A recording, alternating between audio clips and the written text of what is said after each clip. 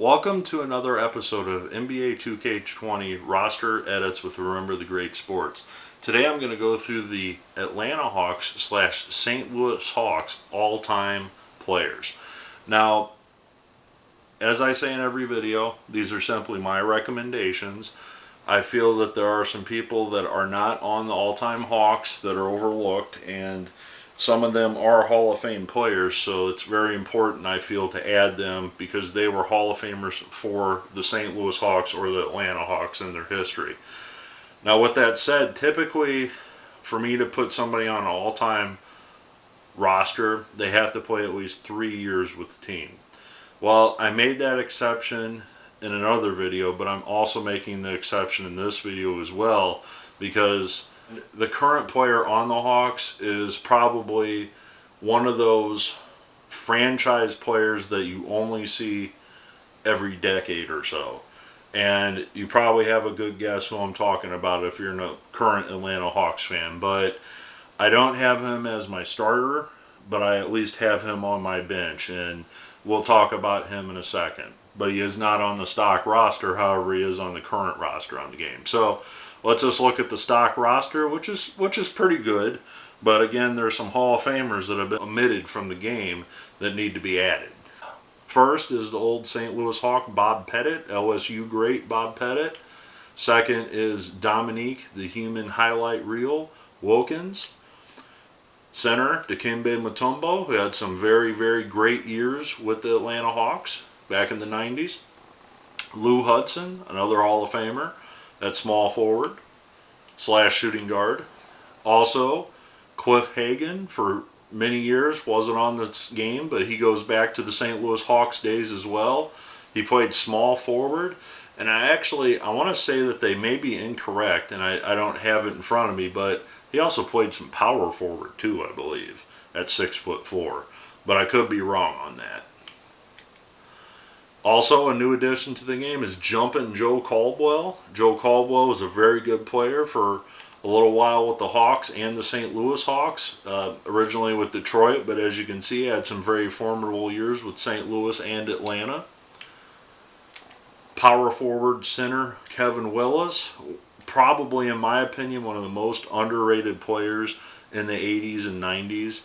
This guy was a great ball player. That's the best way I can put it. He was very good. And there were just so many other big men at the time, like Karl Malone, David Robinson, Patrick Ewing, on down the list, that Kevin Willis just often gets overshadowed because of those super talented players.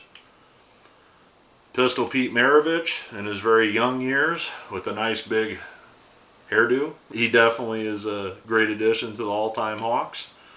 Steve Smith, who was there in the 90s after he left the Miami Heat. He had some great years with the Hawks.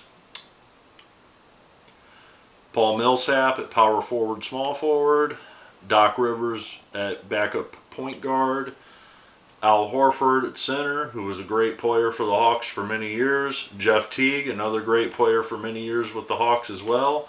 And Rollins as well as a great player. And Kyle Korver.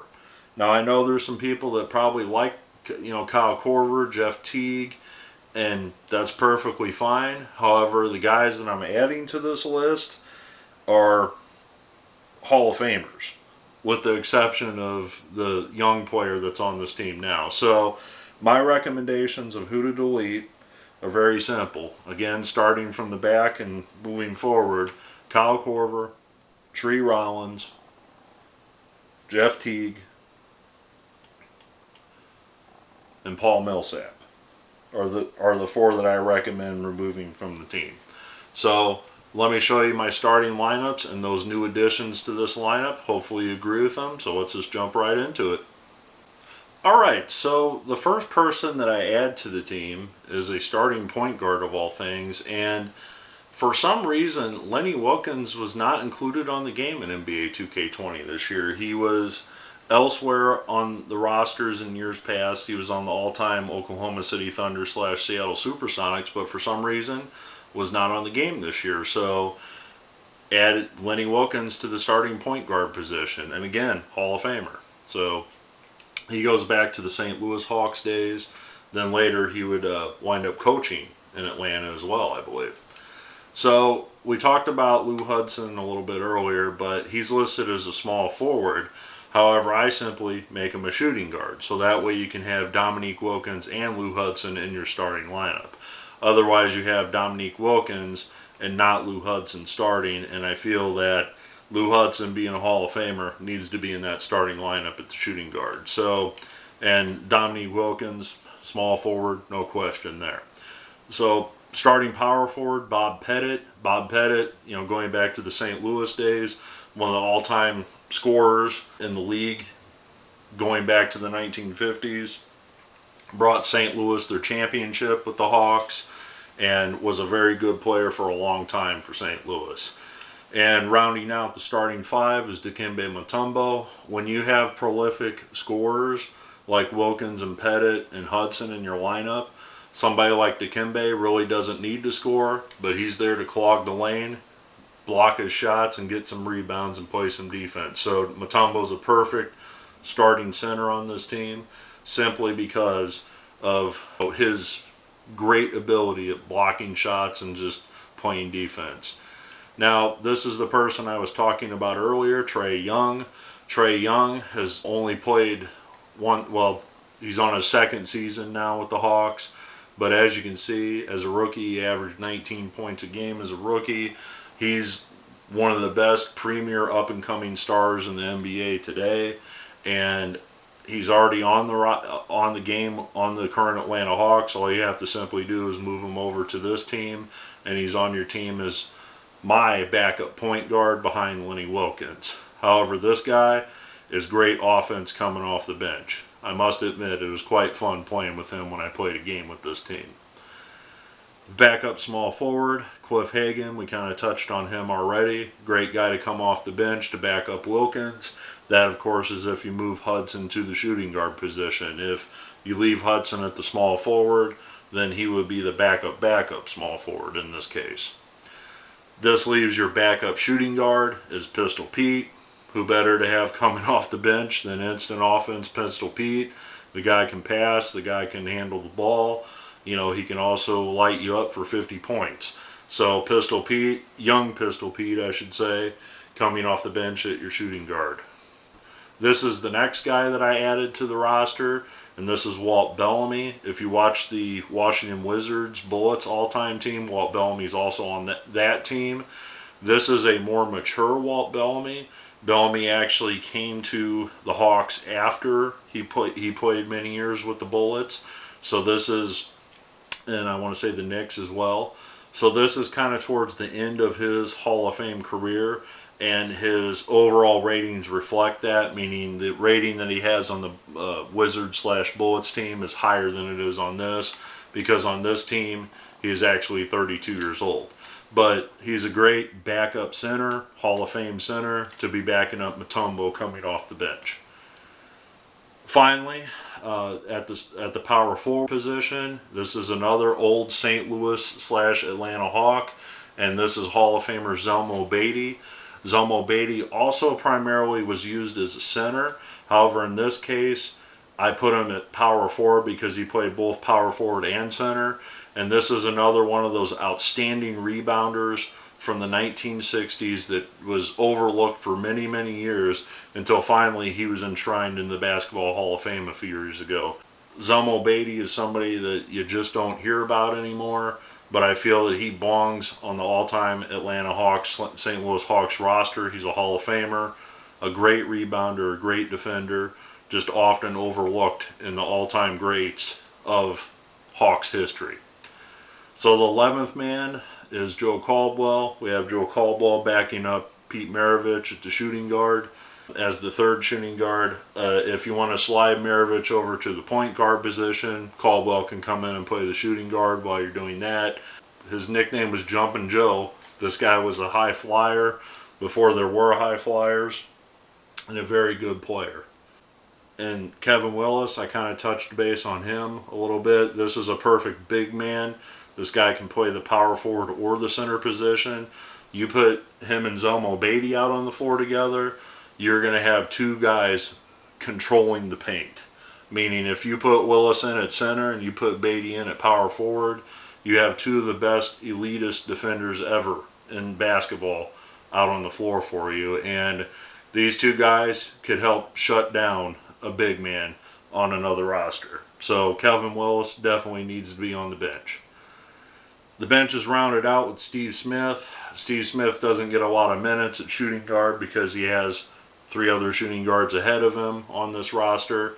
However, he is a good defensive specialist. He would always garner the task of trying to guard Michael Jordan, which a lot of people had trouble doing that. He could also play some small forward if you need him to do that. Pretty good ball handler, pretty good outside shooter. Overall, very good player. Potentially might get in the Hall of Fame someday. He's that good of a player. So I leave him as the 13th man, and I round out the roster with Al Horford and Doc Rivers. I still leave them on the roster.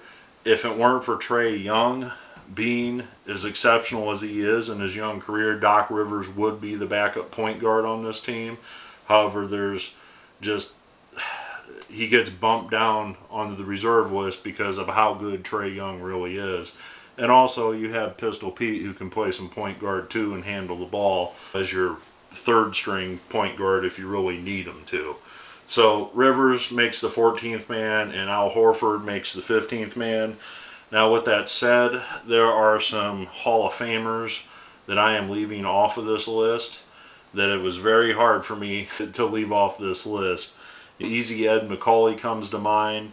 The old St. Louis Hawk. It was very debatable for me to replace Al Horford with Ed McCauley.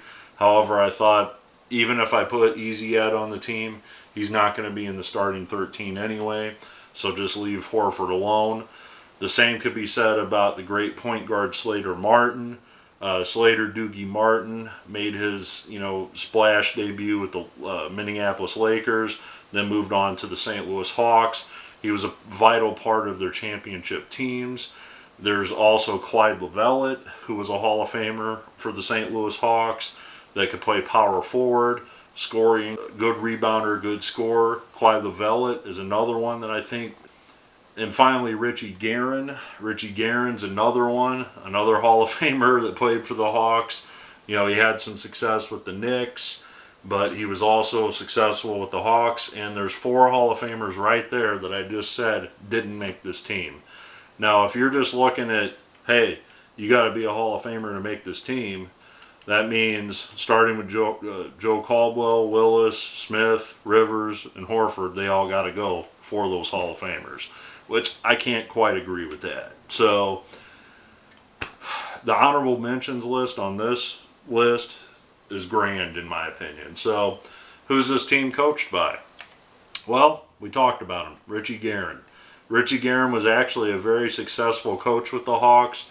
He had a lot of wins with the Hawks, some huge success with the Hawks as a coach as well. So I do put Richie Guerin on the team, just he's the one man in the bench. So hopefully you agree with my roster moves on this team. Again, there are just so many great Hall of Famers that just didn't make the cut, and young players like Trae Young are just up and coming, and it's just very hard not to recognize how good of a player this guy is, even though he's only been there for 2 seasons. So thanks for watching.